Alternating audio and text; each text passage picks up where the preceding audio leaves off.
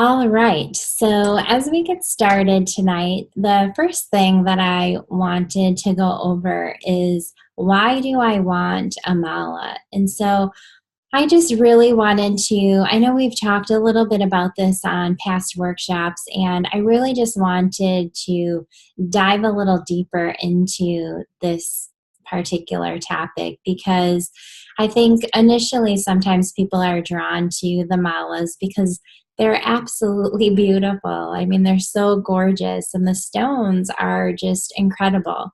And so I think initially, a lot of times, our eye gets caught by them just because they're such a beautiful piece of jewelry. Um, and I also think that consciously or subconsciously, our bodies, our spirits are drawn to them, particular ones specifically because our bodies can feel the frequency of the stones, and our bodies get drawn to certain malas because of the particular stones that these malas are made up of. And sometimes we're at a place where we're aware that that's what's happening, and a lot of times we're not at a place that we're aware that that's happening. And I will just share with all of you the very first mala that I made. I had a friend who had several malas, and I just thought they were beautiful. And I think for most people, that's what usually ends up happening, and that's how people come to the malas is because they're beautiful, like I said.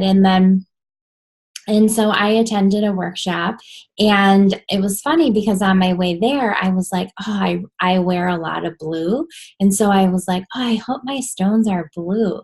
And I got there, and the woman handed me my kit, and it was these beads, and these are Amazonite. And I was like, oh my goodness, like I was so excited, less because they were Amazonite and more because because of the colors that they were. And and then as I was putting it together and as I was making it, I was just so mesmerized really by the stones, and I was like, wow. And I felt this overwhelming sense of just peace and calm as I was putting it together and making it. And it was just really amazing. And where I was at in my journey at the time when I was making this is, I had already made up my mind that I was going to quit my job, but I was still working there. And so I was very, very much early on in my healing journey. And I just want to share with you guys a little bit from my book that I use that I've talked about, the Book of Stones, about Amazonite specifically, because for me, like I said, I was really drawn to the malas because of their beauty and because of how amazing they were. And then once I started to learn more about the stones and learn more about the healing properties, I was like, wow, like, of course, these are my stones. And of course, my spirit would be drawn to these stones because it was so what I needed at the time in my healing journey. And I continue to need that as I'm continuing going on throughout my healing journey. It's just this constant reminder of me or for me. So one of the things that I wanted to read to you guys is that Amazonite is the stone of harmony. So, I mean, for me, it was like bringing harmony to my life. It sounded amazing because at that time, I felt like I was living this double life. It did not feel harmonious at all. The opposite of that, actually. And the two biggest components of Amazonite is that it's the truth teller and the peacemaker. And so at that point in my life, and it's so true for anybody really, and for me specifically at that point in my life, I really needed to be willing to step into my truth and to speak my truth and to stand confidently in my truth. And so when I got to the point where I was learning that about my particular stones, I was like, wow, no wonder why I was drawn to that, because the stones are energy just like we are, and the stones have a frequency just like we do. And the frequency that I really needed at that point for myself was to be able to speak my truth and to stand in my truth and to be confident in my truth. And I wanted to create peace. Like, I so wanted to create peace. And so the fact that these stones were in my mala kit it was no accident, right? And so part of what I wanted to just share with all of you tonight is that having a mala, in regardless of how you pick your stones, whether it's because you see a picture of one and you're so drawn to that and you're like, I don't know why, but I need to have that mala because the stones are beautiful, because you like what the words were about it, what you read about it, you felt like it really resonated with you and that you needed that, or whether you want to share with me what's going on in your world, what's going on in your life, and I would pick the stones for you. Like, it really doesn't matter, because subconsciously your body knows what is going on, and your body wants to connect with the frequency of what your heart and your spirit and your soul is desiring. So regardless of how you pick your stones, regardless of what you decide, your body knows. Your body, if you allow yourself to listen to what your body's telling you, your body knows what is going to help you get there. Your body knows what is going to help create that dream life that you've been longing for. Your body knows that. So I would just recommend that you use your intuition, that you follow your instincts, and you listen to your heart, and you pick whichever mala that you feel super drawn to. And really, if you allow the mala to work for you, the reasons of why to have one in the first place is that it can be such a tool for your healing journey. It can help you with your meditation practice. It can help you with a calming practice if you use it to breathe. It can help you it can help be a reminder for you every single morning when you go to put it on. It can remind you of whatever your intention is, which is what we're going to get into next, of how to set your intention with your mala. And it can just be that daily reminder of what your intention is for your life, for your purpose. And so going into how to set your intention with your mala, the first thing that I always recommend to people is, think about what do you want? What is it that you really want in your life? And then immediately following that, however you answer that question, whatever immediately comes up for you, how do you want to feel? Right? So what do you want? Okay, you want a new car, you want a new job, you want a relationship, you want peace, you want freedom, right? You want something. And at the end of the day, it's so much less about what it is that we actually want than the feeling that we actually want to experience. And we think that thing is going to lead us to that feeling. And so if you think about the thing that you want, like immediately, I'm sure that if I say that to you, you all are like, ooh, you already have like a thing. It just pops right into your mind, right? And then thinking about, okay, how do I want to feel? Like when I have that thing, when I get to the place in my life where I've achieved this thing, or I've acquired this thing, or I have this thing, whatever that is for you, how am I going to feel? How is this going to make me feel? Because ultimately, it's the feelings. And so, when you can really allow yourself to connect with those feelings and to experience those feelings, then you can allow yourself to step into that and create that now. Create it and allow yourself to experience that now, and just make it even better every single day. And so, connecting with those feelings is really important, and to allow yourself to just sit in that space and just, let yourself go all out, let yourself dream, let yourself go crazy and feel.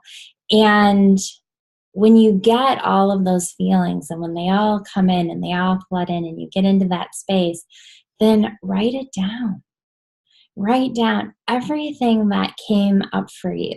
Not just, like I said, not just what you want, but so much more about the feeling. And really writing down the feelings, all of the feelings that you've experienced in that moment where you closed your eyes and you're like, yeah, it's going to feel like this. It's going to feel like joy.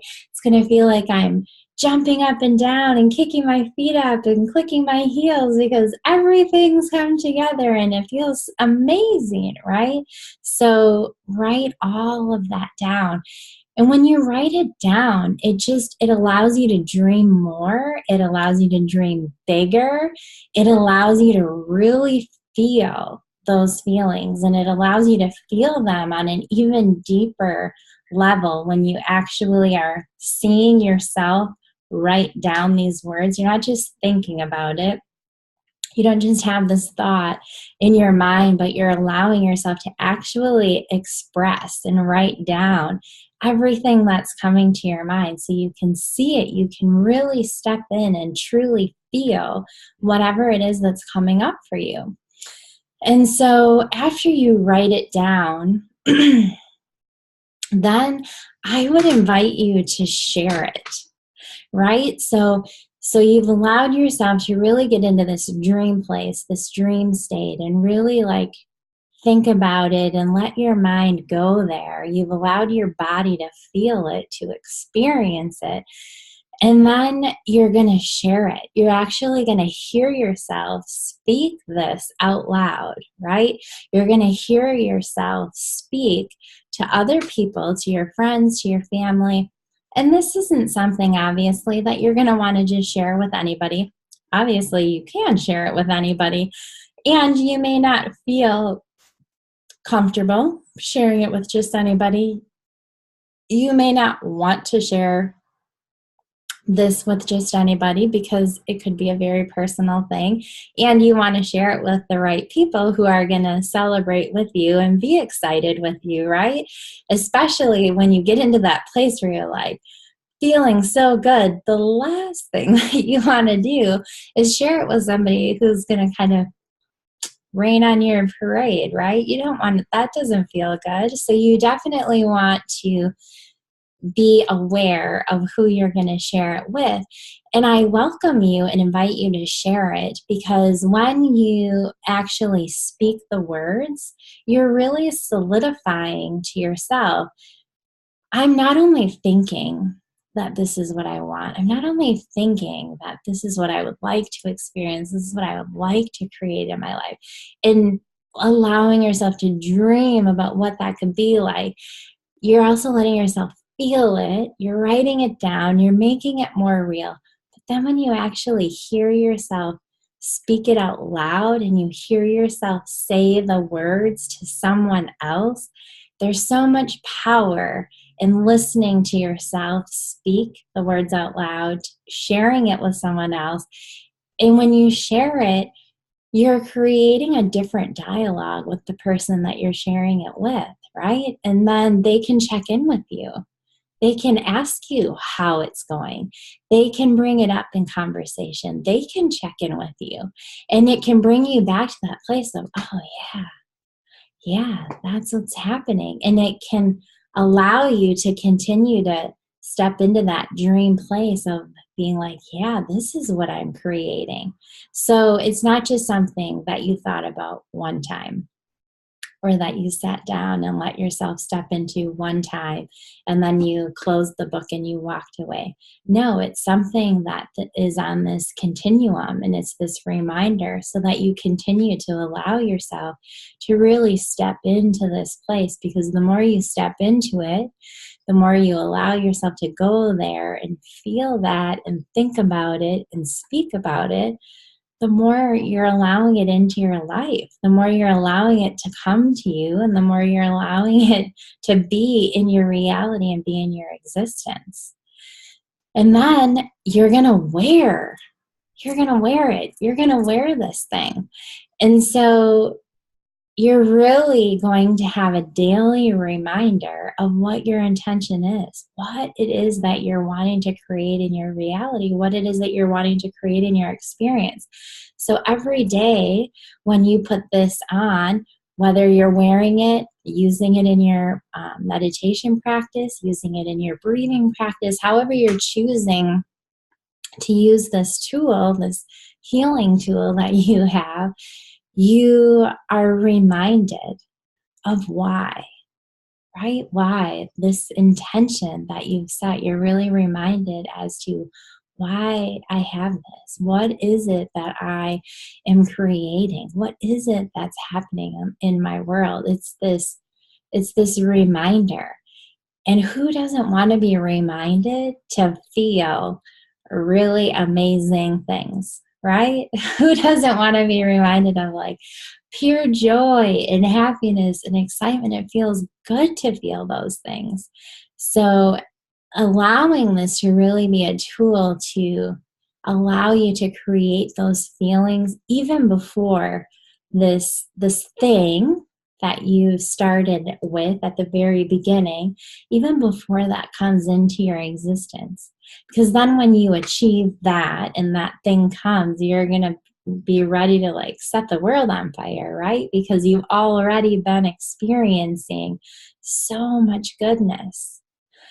And then the last step, the last part of setting your intention is really checking in with yourself. So I know most of you on here with me recently ordered a mala and received it.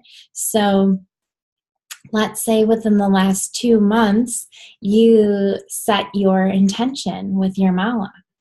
Well, if you check in with yourself in another month, so 3 months after you've set your intention with your mala, is that still your intention? Or perhaps you've gotten to a place where some of that has come to reality, some of that has come to fruition, and you're ready for a new intention. You're ready to create something else in your life. You're ready to create something new.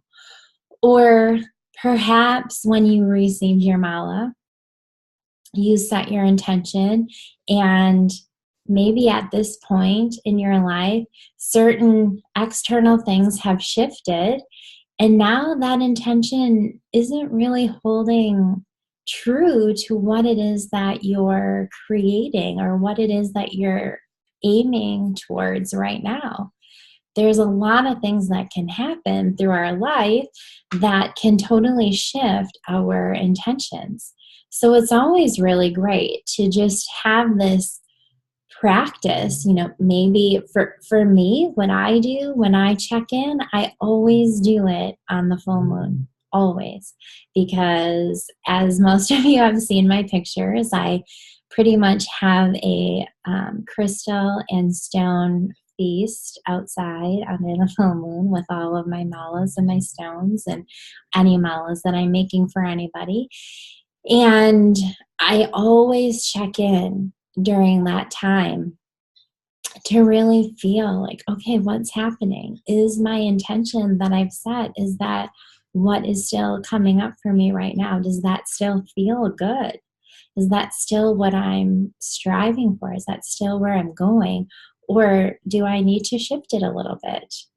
And if it needs tweaking or shifting or completely changing it, then the morning after the full moon, I will sit down and I will redo that process. I will rewrite that whole process that I just shared with you. So having like a monthly check-in ritual with yourself to really identify if this intention that you've set with your mala is still true for you, if it's still accurate, because if it's not still accurate, then every day when you put this on, every day when you connect with the frequency of your mala, with the energy of your mala, the intention isn't going to feel good. It's not going to sit well with you if it's not in alignment with what you're actually wanting. So, the last thing that I want to share with you guys tonight is affirmations and mantras, to be using them in addition with your mala. So, traditionally, and I make the malas that I make are all made traditionally. And so traditionally, when someone would receive a mala, they received their mala from a guru in the community. And when they were gifted this mala, they would also receive a personalized mantra. And the purpose of the mala, it was not intended to ever be worn. It was intended to be used during meditation practice. And so they would do mantra meditations with their mala, and they would recite in sets of 108 times their mantra. And the mala would help them so that they wouldn't have to focus on counting, and they wouldn't have to know how many times they've said it, because they just said their mantra for every single bead 108 times. And so for me, for what I have used my mala for, and for what I've developed, is I've kind of replaced the mantra with affirmations. And so one of the things that has been incredibly healing for me on my own journey is a personalized affirmation. It's having an affirmation that is so powerful that maybe in the beginning it's not even something that I believe, or it's something that I feel is so out there, like almost unachievable in some ways, if that makes sense. Because then I know that it's the more I tell myself that, the more I speak these words to myself, the more I can allow myself to be in that space to believe it, to know that it's true, to know that what I'm speaking into myself is really, it can happen. And I'm creating a situation where I'm like, okay, I can get myself to that place where I believe that, because I just keep saying it and I keep speaking it to myself every single day, day in and day out. And so I've actually been writing personalized affirmations for people for probably a year, a little over a year and a half now. And they're usually 3 sentences long, which is kind of lengthy. And so what I have been doing recently, when I've been writing them, if I'm writing it for somebody who has a mala and they want to incorporate this into their practice, I will write them the typical affirmation that I've always done, and then I will give them a sentence. And it's usually 3 words. I try not to make it any more than 3 words. Those 3 words really sum up their overall affirmation that I've provided for them. And so if they want to use their mala as an additional tool for affirmations, and if they want to use it during meditation, then they can say that 3-word segment of their affirmation that I've given them 108 times as they're doing their meditation with their malas. And so that way, not only are they speaking an affirmation into their own heart, into their own soul every morning, but when they're going into meditation, they're using their mala, their healing stones, to recite a 3-sentence or a 3-word affirmation to themselves 108 times. So all of that combined can be incredibly powerful to really allow them to just fully step into whatever their truth is for this period of their life's journey. And so the one thing that I really wanted to offer to all of you tonight who joined me live is, if you all wanted to have a personalized affirmation, I know some of you already have one from me, but if you all wanted to have a personalized affirmation from me, I would be happy to write each of you one and also give each of you that 3-word segment, so that if you also wanted to use an affirmation, a shortened affirmation with your mala during meditation, you can have that as well. So if any of you are interested in doing that with me, just send me a private message when we are finished here, and I'd be happy to do that for all of you. And then I also wanted to let you guys know, coming up, I'm doing another online workshop with Chris Vondermaiden on Wednesday, September 27th. So Chris and I are going to be sharing, we're going to be diving a little bit deeper into how to choose the stones for your mala and how to choose which mala. And then we're each going to pick somebody who wants to volunteer, and we're actually going to do a reading. He's going to do one and I'm going to do one. A reading for people to actually draw out the information that we would need to draw out, and then share with each of the people which stones we feel would be most beneficial for them at this point in their life's journey. So that's what we have coming up. So at this point, I'm actually going to